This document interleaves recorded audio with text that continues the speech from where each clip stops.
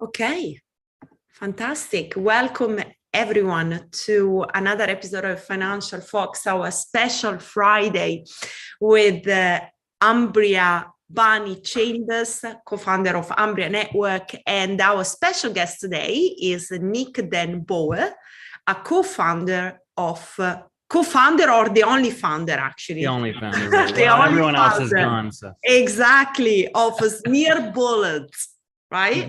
You got it. Correct. So today, welcome so much for coming on today. And we are going to talk about NFT and music. So that's a very exciting topic because, there are a lot of application of NFT in the music industry, but there are also challenges. And, you are two experts and, I want to really break down all the key points, but also the work that you're doing in the space. So maybe, I don't know, maybe Nick, you want to start to tell us a little bit about Smear Bulls? Sure.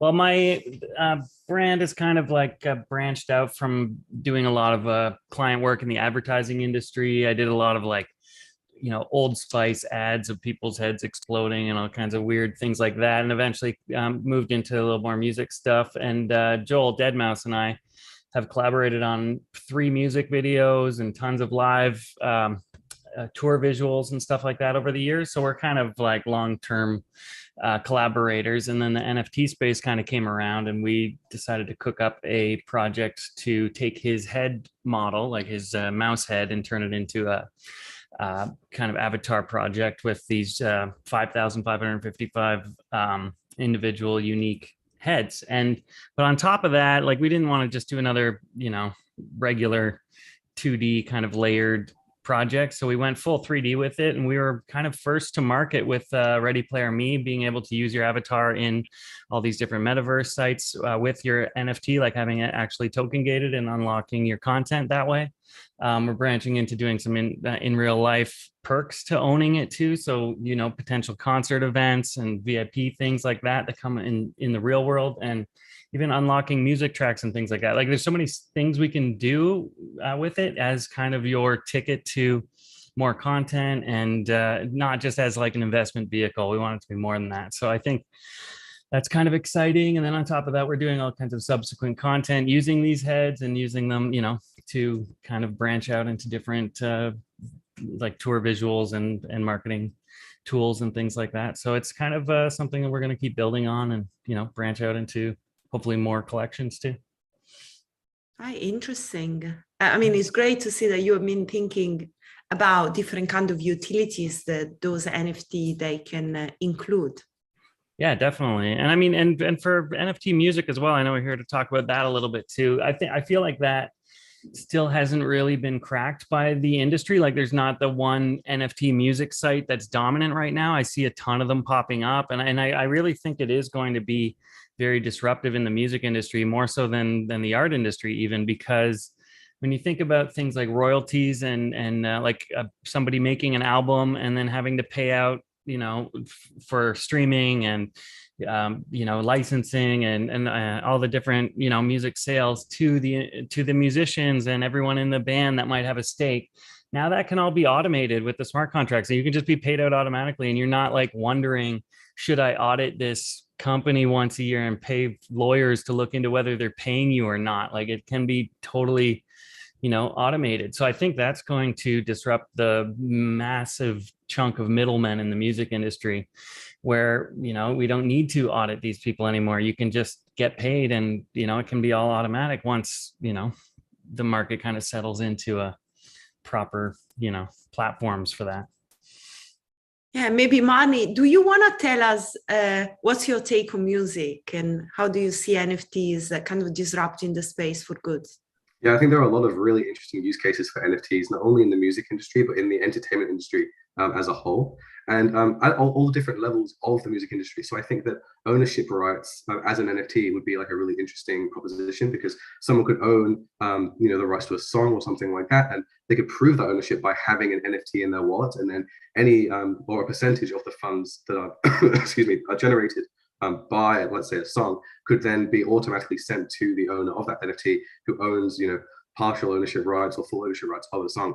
And that's something that I think is very exciting about the NFT space for musicians, but not only for musicians, but for anyone who has ownership or fractional ownership of something like that. So I think that's one of the main places we're going to see really blow up in the next few years. But also decentralized payments and decentralized microtransactions, I think, are going to be really important. So there are a lot, excuse me, there are a lot of big artists that might not want to, sell, I guess you could say, their music through Spotify streaming or through another streaming service like that, because they might not feel like they'd get a good deal. But with decentralized applications that are provably fair and where artists don't have to pay a massive cut to a third party, something like that could be really appealing to people who are looking to earn revenue from streaming their music or something like that. But do they need to be like techie? So usually an artist is an artist. They're not so techie, right? How they can actually take this opportunity that you just said? Because I completely agree with you. I just think there is kind of like, do they need to be an expert?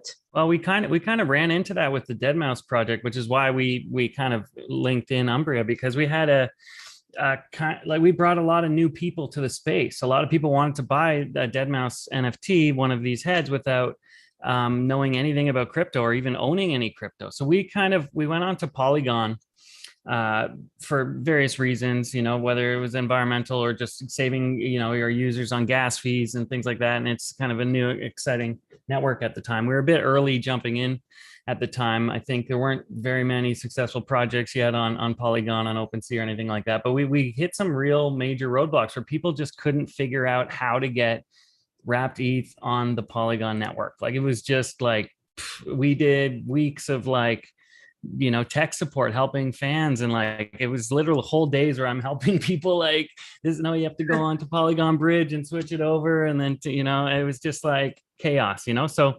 having Umbria on there now is allows people to do it on the dApp directly, and bridge onto the Polygon network, which took a step out of it and made it a lot easier. But things do need to kind of become a bit easier, I think, for it to go mainstream. I think it's still kind of difficult for a lot of people that are just starting out. But I mean, these things take time, and Yeah, I think the innovation comes first, doesn't it? And then the user experience, makes it accessible to everybody. It feels to me a lot like, the early ages of the internet, where there were all these, amazing tools out there for people to use, but there really wasn't any standardized way of building technology or integrating technology between, two spaces or whatever it might be. And so, as someone who's new to Polygon and new to the space, you do have to learn a lot, even just to be able to interface with these things. You need to have a MetaMask wallet. You need to know how to adapt your MetaMask wallet to the Polygon blockchain. You need to have cryptocurrency assets so that you can not only pay gas fees on Polygon, but also purchase the NFT. You need to know what an NFT is. There's so many things you need to know that make a barrier to entry for people. And I think it's going to take years for developers and user experience creators and that kind of thing to really fill that gap between all of this awesome technology and being able to make it accessible to the layman that might not be particularly interested in, at a protocol level, how all this stuff works. So maybe Barney, it would be interesting to actually kind of explain what Umbria is adding to the Deadmau5 project, and why you are helping basically users to get a better user experience. Yeah, so what we do at Umbria is essentially we make it easy for users to move their cryptocurrency assets from Ethereum to a bunch of different blockchains, and in this case, it would be to Polygon. Yeah, that process in the past has been very difficult for people and also very expensive, traditionally costing somewhere between $150 and $200 US dollars to move assets from Ethereum to Polygon. And also it takes hours, and the actual process isn't very intuitive and can be quite scary when you're transferring assets between one blockchain to another. With our system, instead of it costing hundreds of dollars and taking hours, it costs about $5, sometimes a little less, depending on the price of the Ethereum network at the time, and only takes 1 to 2 minutes. And only takes a couple of button presses as well on our website. So basically, what we're trying to achieve with our software is make it really easy for users to move their assets over to Polygon so they can purchase NFTs or do something on Polygon that they'd like to do. Not only make it easy, but make it cheap, which is one of the main reasons most people aren't able to do it. It's just too cost prohibitive. And then also making it fast as well, so that as you're doing it, it's all very obvious what's going on. There's no hiccups. There's no parts of the process where you might get confused and scared that you've lost your funds and that kind of thing. And making it cheaper and faster really just come back to making it, easier for people to use and more accessible for people to use as well. So that's what we're doing at Green Network. So one question that I have is like, I think is in the mind of many brands, they are coming to the metaverse, the NFT space is like, where do we launch our project? Do we go Ethereum? Do we go Polygon? Do we go another chain? But their main objective is we don't want to lose anything out. We want to try to maximize, the reach. So maybe, I don't know, maybe it would be nice, Nick, to explain from your end what was the thought process about that. And then, Abani, maybe you can say, what would be your advice? How do you think things are basically going to develop? And what will be the best opportunity for a brand, maybe to launch on different chain? I don't know. Yeah, it's hard to say. I mean, we like I said, we were kind of early and took a risk on going on Polygon because like I said, there weren't very many successful projects yet on OpenSea and Polygon in general. But since we started our launch, it really comes down to marketing your launch, like everything, obviously, but also timing with like ETH price even or currency prices. If things are crashing versus when they're going up, like there's so many moving parts that it's not necessarily even just on the blockchain. But I mean, Solana I hear has some great, user ease of use that's really attracted a lot of people lately. I still really like Polygon for its, cheap prices for, moving money around and for purchasing. And gas fee reduction. But Ethereum obviously is still the most popular, most people holding Ethereum. So I guess it comes down to knowing your audience, how crypto literate is your audience, how big of a project are you launching, what's your marketing plan. It's really kind of hard to say what blockchain to go with, but I think that if your fan base, it might not be like huge, crypto whales and collectors, they might want to move to a blockchain where you can go with a cheaper transaction. So it really depends on who you are, what your product is, and where you want to launch. Yeah, I think you made the right decision by going onto Polygon, because it feels to me, as someone who's been in this space for a few years, that the way of doing it that some projects do, which is just to release everything on Ethereum, is a bit of a old-fashioned approach these days, when there are ways that you can do it that are cheaper for the end users. And you have so much more flexibility on Polygon for adding new stuff to your NFT ecosystem, adding things like games or even just logic for really anything that you want to build at all. It becomes very expensive very quickly if you want to add contracts on Ethereum, and in most cases it would just be too expensive to do basically anything that you might want to do. And like beyond that, Polygon, like you said, it's a really good blockchain because it is so fast, so cheap. It's also kind of battle hardened by now as well. Like it's been around for a couple of years. They've had a couple of scares where they've almost lost lots of money, but they've never had like a really big hack where they've lost hundreds of millions or something like that, compared to something like Solana with their wormhole hack that happened, I think it was about 3 or 4 weeks ago now, where they lost $300 million or something like that through their bridge. And although that wasn't an official Solana product, it still hurt their ecosystem, in a big way. And with Polygon, because it's fully EVM compatible, which basically means that the contract protocol is identical to Ethereum. It means that people that are used to using Ethereum with MetaMask and things like that can very easily configure their stuff to work with Polygon, compared to something like Solana, where you need to have a separate wallet completely. It's not 100% compatible with how the Ethereum protocol was built, and so there are some discrepancies there. And so I think Polygon is probably the ideal choice for most DeFi platforms that want to move away from Ethereum but still make it easy for their users to interact with. And I think going forward in the next 12 months, 2 years, we're going to see people, excuse me, we're going to see people mainly deploying stuff on Polygon, on layer 2 chains in general, but I think Polygon is going to be the main one, and that's what we've been seeing over the last 6 months or so. Great. Question about NFT marketplaces. So I'm just talking to all the people, they have got a project and they want to create an NFT collection. How do you choose? I'm going OpenSea, I'm going LuxRare, I'm going to go Rarible, which actually now has integrated Polygon together with other chain. So how do you choose among those? And is there a way that you can maybe launch on different ones? Yeah, I think the big thing too is like, what kind of project are you launching? If you're doing a big project with thousands of PFPs or something like that, obviously places like LuxRare and OpenSea have a better kind of data aggregation for that, where you can see all your traits and whatnot. But like, I kind of lucked out and got into super rare early, which is I've been a lot more successful on there for selling one of ones than other platforms. So I just like wherever I'm being successful, I funnel my art, you know, kind of thing. But I mean, there's also like, it also depends on where you are in your career and what kind of art you do. We're starting to see a lot of new platforms launch that are kind of niche, like platforms for photography or platforms for more, you know, cartoony stuff. Like it's kind of like branching out, and it's also way oversaturated. Like I'm getting emails and Instagram messages and whatnot from a new NFT platform every day. Like it's getting crazy. Like I stopped counting at 120 or something. I was just like the little notepad. Every time I got an email, I'd put a little mark, and I'm like, there's literally, if I'm getting hundreds, there must be thousands of NFT platforms. Like it's crazy. But listen, what do they offer you? I mean, do they take care of some specific aspect of your project where you will say, right, I'm going to go with them because, you know, they take something out of my table?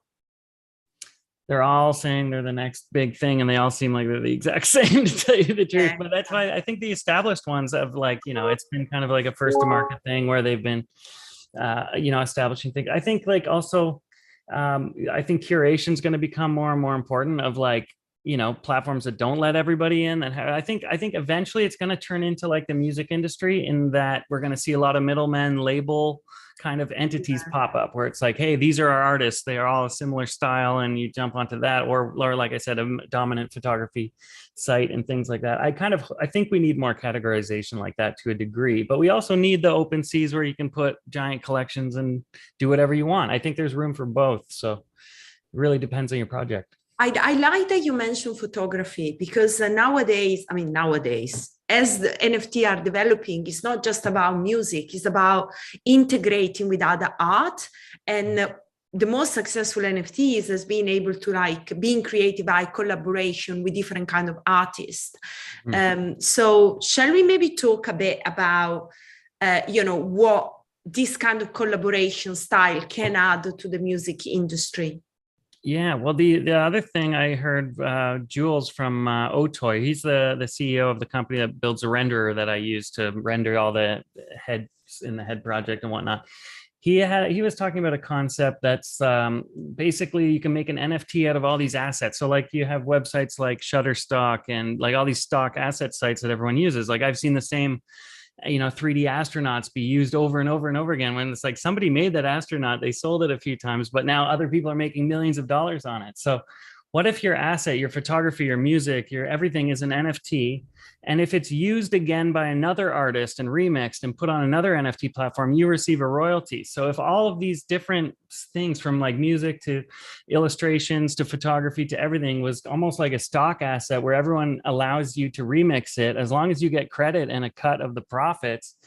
Imagine, like right now you have to pay all this money to use 3D models on sites like TurboSquid. Imagine if it was all free to use, and you could just have libraries of everything on earth and remix it, and everyone makes money somehow. If there was a marketplace like that where it was really integrated, it would be amazing. Yeah, that's very interesting. Barney, how do you see things kind of like mixing up? Well, when coming back to the OpenSea or looks rare or rareable debate, I think that really the best way to go about deploying an NFT platform or something like that is to do it bespoke if you can, and do it at like a development level, rather than going through one of these platforms. Because sometimes when you do deploy an NFT collection through one of these platforms, that NFT itself is kind of hard baked in with a bit of information that kind of keeps your system connected to OpenSea or connected to Rarible, and it can make it difficult for you to do things later down the line if you want to separate yourself from OpenSea or from Rarible or something like that. Can you explain that? Because I think it's an important point that people that don't understand it, they would just say, right, I'm just going to do it with Rarible. I mean, what are the limitations for the future that you can experience? Yeah, well, it totally depends on which platform you're using. I know with OpenSea, you can just deploy an NFT collection by pressing a few buttons, which is really great because it means that if you don't have any technical expertise, you can still build a really awesome collection. But when you do it through OpenSea, you're not given the full flexibility of being able to program your own NFTs using Solidity smart contracts, writing the code yourself.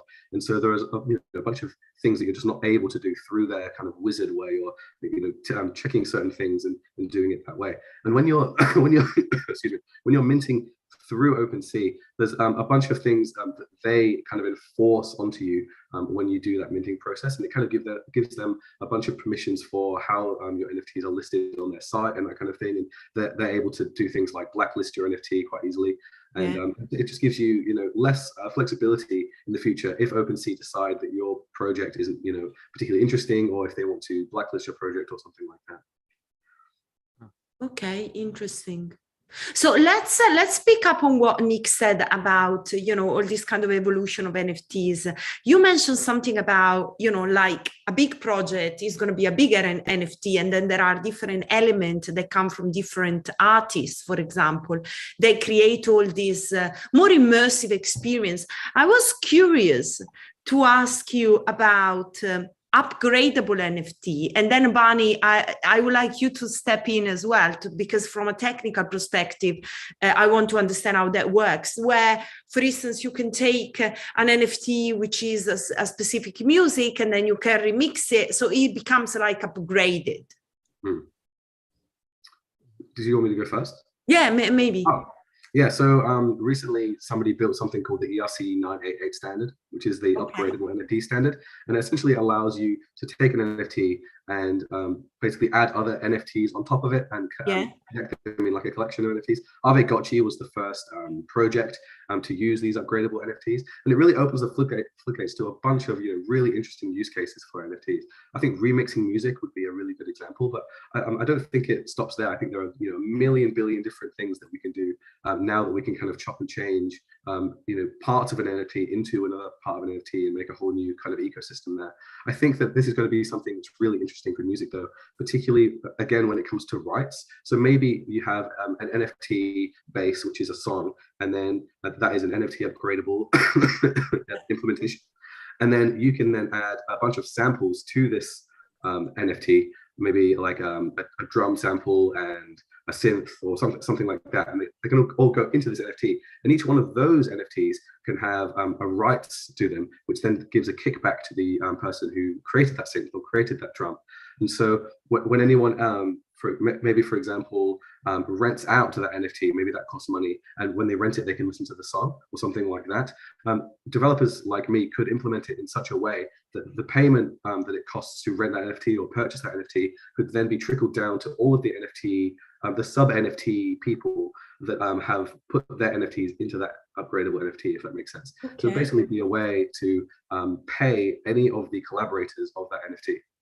That's interesting. So basically it's like coming back to this ECR 20 standard. Is that when it came out, is something recent, and then what does it mean? That is basically another type of token, and the first NFT that you use, is that going to change in a different token? How this upgrade change the nature of the token?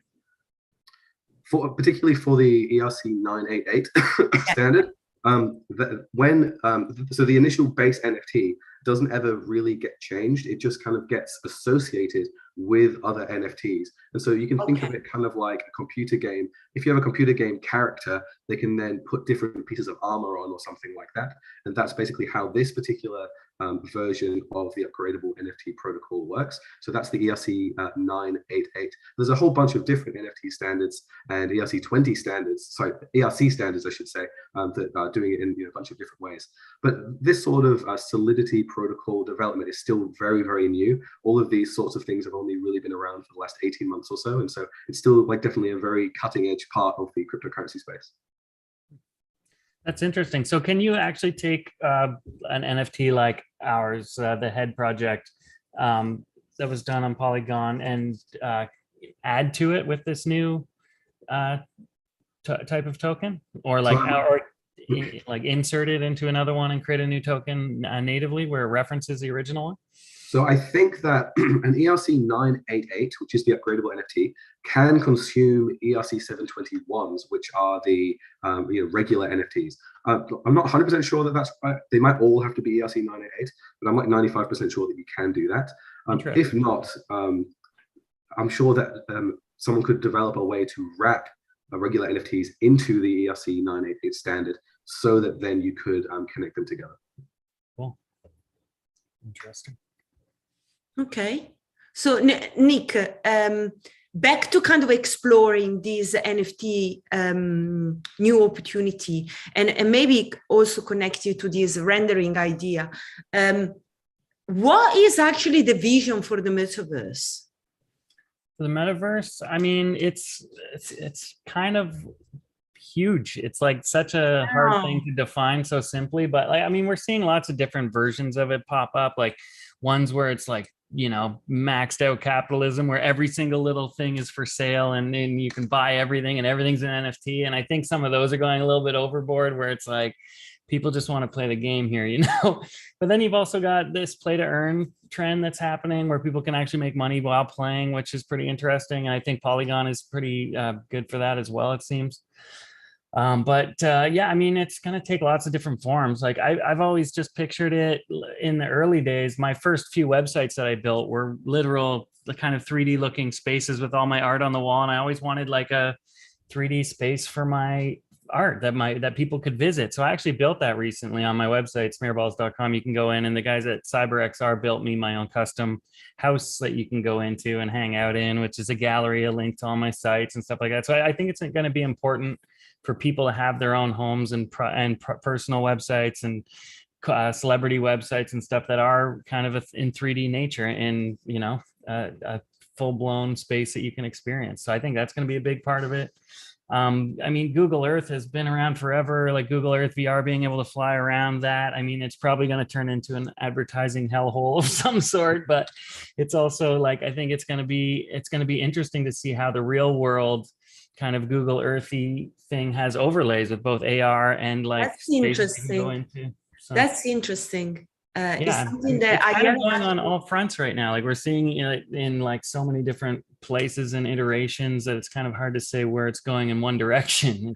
It's very interesting point because, you know, Facebook Meta, right, is talking about metaverse stuff. And we actually have got a company like Google that, I mean, it's not a metaverse, but in a way can relate to it, which is Google Earth. I don't know, Barney, what do you think about that? I think that the word metaverse is kind of interesting because in a lot of ways we've had a metaverse for 15 or 20 years. I remember coming home from school every night and playing World of Warcraft with all my friends online, and that kind of felt in itself like a bit of a community, although it might not have been cryptocurrency related or something like that.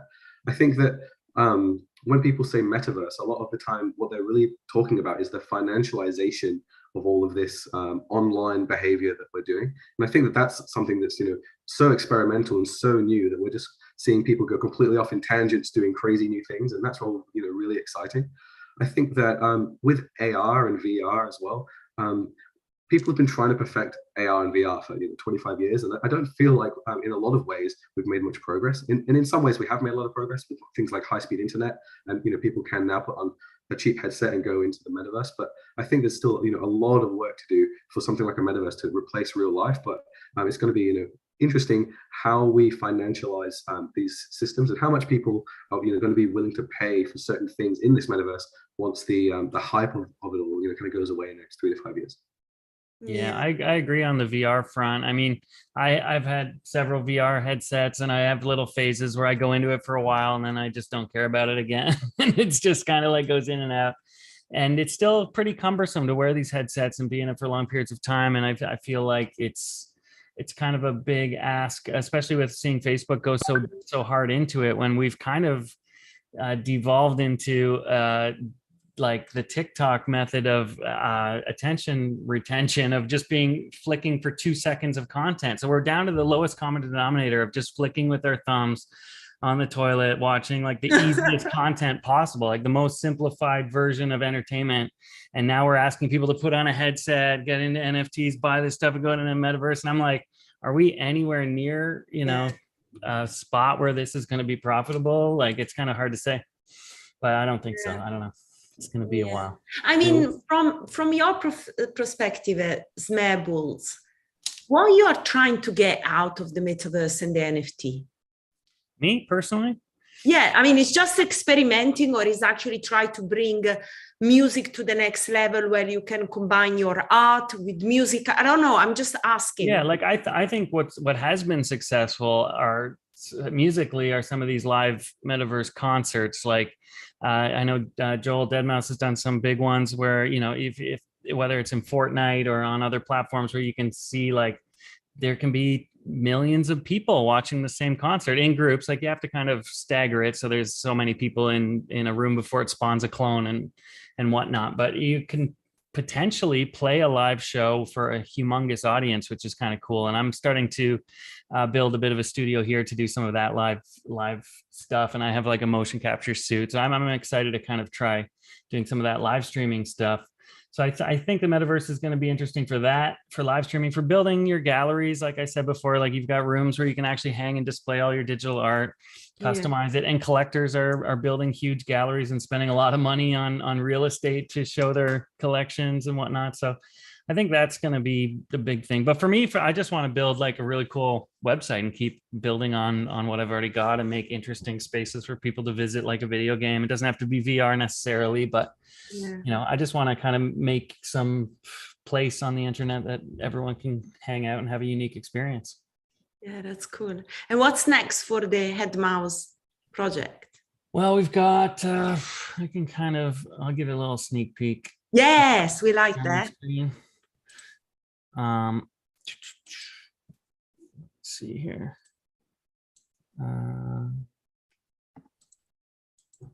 I'm building like a giant mega mouse character. So we're doing some new pieces eventually. So these are going to be these conglomeration of all the heads into these big characters. And I think I have a render kicking around. Yeah, this was like a little preview render of it walking around. Oh gosh. Okay. First of all, where is walking around on the moon or something? Yeah, something like that. I'm thinking I might actually shoot some real life plates for it to go in. It could be interesting to have it walking around actual buildings and cars. So I might go around Toronto and shoot some things. So this is for another drop on another platform eventually later on. It's a little sneak peek. But on top of that, just recently they announced that there's going to be some actual live concert perks to the heads. There's an airdrop in the cards. There's Sandbox has already done a few little intros, but they're actually you're gonna be able to wear your head in Sandbox. So that's nice. Yeah, we're just waiting for the Polygon integration for that. I think the artwork's all ready to rock. Everything, they look great. I was actually concerned because I'm like, how are these gonna look when you crunch them down to little voxels, you know? But they turned out looking really cool. So I'm excited about that. Yeah, wow. And listen, coming back to these big, heads, I know you can't say too much, but what about these little heads forming these big,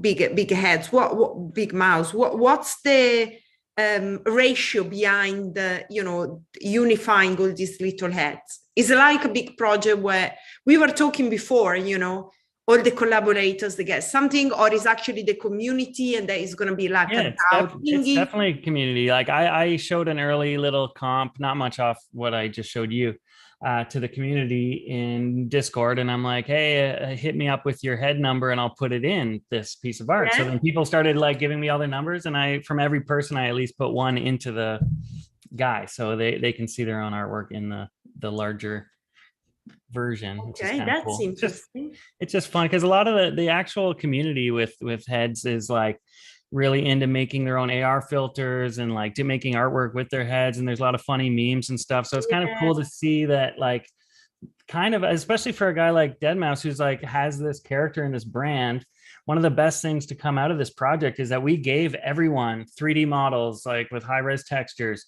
2D, high-res renders, and without a background too, so you can easily Photoshop it onto stuff. So it makes people make all this cool art out of your brand as a derivative of giving away all this art for free. With, because you don't even have to own one of these to get the artwork. You can download it right off OpenSea. So it's kind of like give out all of this free stuff and people make things. It's a cool trade, Yeah, exactly. And that helps to build up the community as well.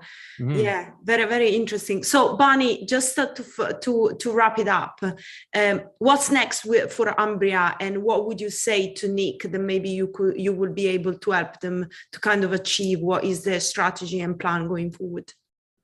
Sure, yeah. So what's next for Umbria is we're going to be releasing a bunch of new blockchains so that we can spread our wings out into the depths of the ecosystem.